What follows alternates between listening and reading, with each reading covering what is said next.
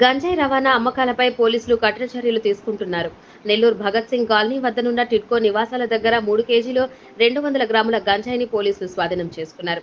పక్కా సమాచారంతో దాడులు చేసిన పోలీసులు చెట్ల పొదల్లో దాచి ఉంచిన గంజాయిని పట్టుకుని కొట్టమిట్ట ప్రాంతానికి చెందిన షాహుల్ హమీద్ అల్లా బక్షలను అరెస్ట్ చేశారు. వీరు ఒరిస్సా నుంచి గంజాయి తీసుకువచ్చి నెల్లూరులో విక్రయాలు సాగిస్తున్నట్లు ఏఎస్పీ సౌజన్య తెలిపారు. నిందితులు పట్టుకున్న పోలీసులు సిబ్బందిని ఆమె అభినందించారు.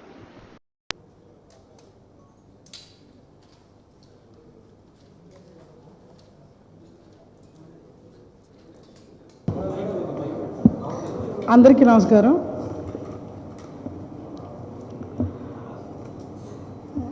నెల్లూరు జిల్లా 3 టౌన్ పోలీస్ స్టేషన్ లిమిట్స్లో గల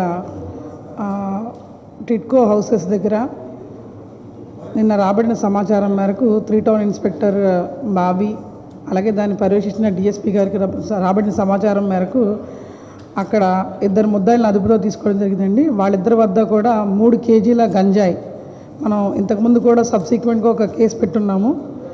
అదే విషయం మీద సెర్చ్ చేస్తున్నప్పుడు ఒక ఇన్ఫర్మేషన్ వచ్చింది. ఆ ఇన్ఫర్మేషన్ ప్రకారంగా టిడ్కో ఇళ్లలో ఆంజనేయ స్వామి గుడి వెనకాతల ఉన్న ఇల్లు దగ్గర ఈ 3 కేజీస్ గంజాయి రికవర్ చేయడం జరిగింది.